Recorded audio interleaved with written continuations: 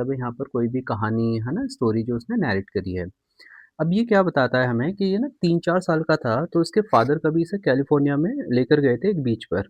तो बीच में जो वेव्स आईं, उसने इसे नॉक डाउन कर दिया और जब से ही ना इसके जो फ़ियर है, वो इंस्टिल हो गया इसके अंदर। इंस्टिल का मतलब होता है दिमाग में बैठ जाना, ठीक है? इंस्टिल। अब ये दूसरा जो हमें इंसिडेंट बताता है, जो मेन चीज़ इसके लाइफ़ में हुई, जब इसकी उम्र सिर्फ़ 3-4 साल की थी, है ना? He was just a boy, छोटा-सा बच्चा था। अब ये कहते हैं जब प्रेज़ेंट में ये बता रहा है हमें, जब इसकी उम्र 10 या 11 साल की है ना, जब इसके साथ क्या होता है, ये ना वाईएमसीए पूल पे बैठा हुआ था, वाईएमसीए पूल पे। और जब भी एक लड़का आता है जिसकी उम्र है तकरीबन 18 साल, वो बिग ब्रूज़र करके उसे बताया है, वो इसे उठाता है और पानी में फेंक देता है। देखिए, he tossed him into the pool कहना मतलब इंटू द पूल का मतलब क्या है कि जब कोई चीज़ मोशन में जाती है तो इंटू लगाएँगे हम, ठीक है? अगर वो कोई बंदा अगर ऑलरेडी स्विम कर रहा है तो हम बोलेंगे he is in the pool, है ना? तो he tossed him into the pool और जब उसे वहाँ पर गिरा देता है तो जो पूल है ना उसकी जो गहराई है वो 9 फीट है। तो कहता है I was frightened but I was not frightened out of my wits मतलब उसका दिमाग में था कि वो मतलब बाहर कैसे आ सकता है, क्या करे वो? तो कहता है वो एक्सपीरियंस बताता है या एक्सपीरियंस का मतलब आप इसे ऑर्डेल कह सकते हैं, जो कोई टफ कोई सिचुएशन होती है हमारी, ठीक है? ऑर्डेल। तो कहता है कि वो 9 फीट ना मुझे 90 फीट के बराबर लगे और जो वाटर है ना it had a dirty yellow tinge, ठीक है? तो येलोइश कलर का उसे नज़र आया, वो सूरज निकल रहा था उस टाइम है ना, डे क्लियर था, तो ये भी एक वजह हो सकती है।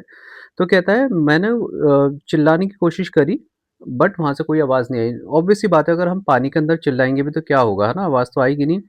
सो फिर वो आगे बताता है कि उसके लंग्स को वो क्या हुआ, हिज़ लंग्स एक्ड एंड हार्ट थ्रोब्ड, है ना? दिल तेज़-तेज़ धड़कने लग गया और उसके जो लंग्स है उसमें दर्द होना शुरू हो गया।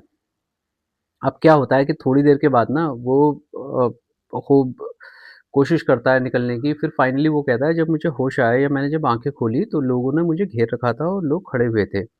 और उसमें से एक ओल्ड मैन है उसने बोला कि भई ये तो डूब सकता था। और जो लड़का है जो बिग ब्रूज़र है वो कह रहा है मैं तो सिर्फ़ मज़ाक कर रहा था, है ना? तो ख़ैर इसके बाद की बात देखिए वो क्या कहता है, आफ्टर दिस इंसिडेंट क्या हुआ? ही फेल्ट वीक, अगर आप आंसर लिखेंगे तो ही करके लिखेंगे, है ना? सो ही फेल्ट वीक या ही वाज़ वीक, है ना? शूक एंड क्राइड, ये क्राई ईडी फॉर्म लगा लीजिएगा ना, पास्ट टेंस करना है इसे, है ना? ये देखिए ये भी एक एरर सा हो जाता है, जैसे आप यहाँ तो वॉज़ कर रहे हैं ना और अगर यहाँ क्राई कर दें तो गलती हो जाएगी। पास्ट है तो पास्ट में रखें। व्हेन ही ले on his bed could not eat मतलब ही वाज़ अनकम्फर्टेबल, रेस्टलेस था क्योंकि पानी बॉडी में चला गया होगा उसकी वजह से थोड़े उसके आफ्टर इफेक्ट्स रहते हैं। आगे फिर क्या बताता है कि इस इंसिडेंट के होने के बाद उसकी ज़िंदगी में क्या चेंज आया। कहता है कि वो कैनोइंग नहीं कर पाता था, मतलब कैनोइंग जो स्मॉल जो बोट होती है उसे कहते हैं हम। उसके अलावा वो उसकी जो फ़ेवरेट एक्सरसाइज़ है पानी में मतलब स्विमिंग करने की, वो नहीं कर पा रहा था वो। बोटिंग वगैरह नहीं कर पा रहा था, ना ही वो फ़िशिंग कर पा रहा था। है ना? तो ये सब एक्टिविटीज़ थी जिसकी वजह से ना उसे बड़ी परेशानी हुई कि लाइफ़ में वो क्या करे। जो चीज़ें वो मतलब एन्जॉय करता है वो तो कर ही नहीं पा रहा था वो। उस वजह से काफ़ी वो परेशान हुआ। ठीक है? मतलब जब भी करने की कोशिश करता था जो फ़ियर है ना, वो इट ग्रिप्ड हिम, है ना? ग्रिप्ड का मतलब है पकड़ लेना या जो फ़ोबिया आ गया था ना, जैसे वाटर का फ़ोबिया उसे हाइड्रोफ़ोबिया कहते हैं। फ़ोबिया फ़ियर होता है ना किसी चीज़ का। So he developed this phobia after this episode या इंसिडेंट जो उसके साथ यहाँ पर वाईएमसीए पूल में हुआ था। वाईएमसीए पूल याद रखना ज़रूरी है। अब देखें 1 अक्टूबर इसने फिर डिसाइड करा कि इनफ इज़ इनफ, मुझे क्या करना है, मुझे स्विमिंग सीखनी है। देखिए इसकी जो स्पिरिट है ना इसे हम इंडोमिटेबल कह सकते हैं। इंडोमिटेबल का मतलब है जो हार ना माने, है ना? या he was determined in his pursuit, जो भी वो करना चाहता था। अब उसने क्या कहा, जनरली जो इंसान होते हैं ना वो अपने फ़ियर के बारे में भी बात करना नहीं चाहते, लेट अलोन फेसिंग इट। लेकिन ये वो बंदा है जिसने अपने फ़ियर को फेस ही नहीं करा, इसने बल्कि कन्कर भी करा। क्या कहता है कि 1 अक्टूबर मैंने डिसाइड करा कि मैंने एक मतलब इंस्ट्रक्टर रखूँगा स्विमर जो मुझे सिखाएगा स्विमिंग। सो उस स्विमर ने उसे कैसे सिखाया, he made him practice 5 days a week, an hour each day. 1 घंटा डेली सिखाता था, एन आवर ईच डे लिख लीजिएगा आप इसे, है ना? 5 डेज़ अ वीक है, 5 दिन।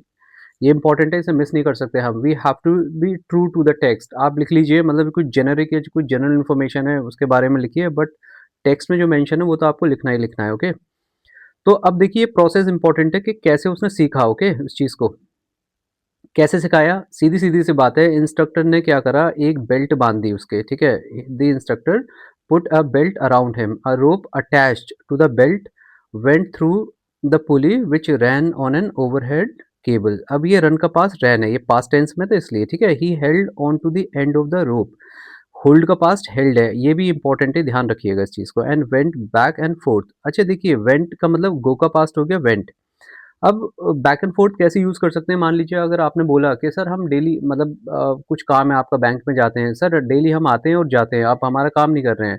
Sir we are going back and forth every day, है ना? या we go back and forth every day, ठीक है? बैक एंड फोर्थ आगे पीछे करना, ठीक है? Across the pool. In the pool क्यों नहीं, अक्रॉस द पूल क्यों? कि देखिए अक्रॉस जो प्रीपोजिशन है हम ऐसे लगाते हैं, है ना? पूल के एक एंड से दूसरे एंड की तरफ जाने के लिए अक्रॉस लगेगा, ठीक है? ये प्रोसेस है, इसे देख लो, स्क्रीनशॉट ले लो या लिख लो, इसके नोट्स बना लो, ठीक है? एग्जाम में काम आएगा। ये आपको मेंशन करना पड़ेगा और बता दें कि how did the instructor teach him, so he taught him, ये पूरा प्रोसेस लिखा हुआ है। फिर उसके बाद क्या कहता है कि मुझे तकरीबन 3 महीने लग गए थोड़ा कॉन्फिडेंस लाने में। यहाँ पर ये पूरा सीखा नहीं था, इसे ना थोड़ा कॉन्फिडेंस आया था, ओके? कॉन्फिडेंस आया है इसे 3 महीने के अंदर, याद रखना। That means he was so terrified that it took him 3 months and he started to feel comfortable. फिर कहता है in April the instructor said you can swim. अप्रैल का महीना आया तो तकरीबन 7 महीने लग गए इस प्रोसेस में। स्विमिंग में इतना टाइम तो लगता नहीं, खैर इससे ज़्यादा लग गया, 3-4 महीने में सीख जाते हैं। बट एनीवेज, तो वो कहता है कि भाई अप्रैल का टाइम आया और इंस्ट्रक्टर ने मेरे बोला भाई तुम चलो जाओ स्विम कर सकते हो। लेकिन जो डगलस है हमारा हीरो, है ना? ये तो हमारा हीरो है, विलियम डगलस जिसका नाम है। He was not confident yet, मतलब अभी तक उसे यकीन नहीं आया था मैं कर सकता हूँ। तो वो क्या करता है, कुछ जगहों के नाम बता रहा है। He went to lake Wentworth, है ना? ट्राई करने के लिए। फिर टाइटन के नाम से जगह है, टू कॉनरेड मेडोज़, है ना? कॉनरेड क्रीक ट्रेल, है ना? फिर ये मीड ग्लेशियर के नाम से है। फिर वो कहता है कि एंड में फाइनली जब मैंने, मतलब जब भी मैं ट्राई करता, पानी के अंदर जाता ना, तो वो जो रेज़िडुअल डाउट है ना, वो मेरे मन में आ जाता है, मेरे सामने वो फ़ियर आ जाता। फिर फाइनली मैंने क्या करा, मैंने डाइव करा और मैंने गोता लगाया, अंदर गया पानी के, और मैंने फिर बाहर निकल के फ़ियर को कहा कि भैया मैंने तुम्हें फाइनली जीत लिया है। अब ये देखिए जो कोट है ना, जो रूज़वेल्ट की कही हुई है, वहाँ के प्रेज़िडेंट थे अमेरिका के। We have to fear is fear itself, मतलब हमें फियर से ही डरना है, मतलब फियर को अपने पास नहीं आने देना है, उससे दूर रहो। इस कोट को आप मेंशन कर दीजिएगा, ना इम्पोर्टेंट कोट है। और इन्वर्टेड कॉमास में रखिएगा, क्यों? क्योंकि ये कोट है, किसी के कहीं पे शब्द है ये, ठीक है? आई होप आपको थोड़ी क्लैरिटी मिली हो। अगर आपको जैसे ये विलियम डगलस है, इसके बारे में कुछ लिखना है ना? तो आप ना कुछ पार्टिसिपल के कुछ रूल्स होते हैं, जैसे ईडी फॉर्म में भी पार्टिसिपल को हम डाल देते हैं ना पास्ट में। देखो, जैसा आप कहना चाहते हो, ही वाज़ डिटरमाइंड, है ना? तो अब एडजेक्टिव की तरह कैसे यूज़ कर सकते हैं पार्टिसिपल को, ठीक है? डिटरमाइंड, ये इसकी क्वालिटी बता रहा है कैसे, है ना? Determine, he decided to learn swimming, है ना? या he wanted to get rid of his fear. तो इस तरीके से ना आप ऐसे सेंटेंस कंस्ट्रक्शन को कर सकते हैं, थोड़ी वैरायटी लाने के लिए। He had an indomitable spirit, है ना? ये तो हमने उसके बारे में बता दिया पढ़ने के बाद, है ना? जैसे जेनेरिक, अगर जनरल लाइफ में कैसे बोलते हैं, है ना? जनरली, है ना? क्योंकि जनरली से आपने सेंटेंस स्टार्ट कर लिया फिर से। People, generally people don't like to talk about their fears, है ना? But he not only faced his fear but also conquer it. Conquer का मतलब था किसी चीज़ को जीत लेना। अब देखिए मैंने ना जान के क्या करा है intentionally I have used this structure not only but also वाला just to add that flavour है ना वो इम्पैक्ट के लिए यूज़ होता है और आपकी रिपिटेशन भी अवॉइड हो जाएगी। लॉन्ग आंसर होगा मेक श्योर कि ना उसे आप पैराग्राफ की फॉर्म में ना करें, चेंज करिएगा। पैराग्राफ कब चेंज करते हैं sir? Whenever you change your ideas you change paragraph. 5 lines आपने लिख ली, है ना? डिपेंड करता है कोई बच्चे 6 भी लिख सकते हैं इतने में ही।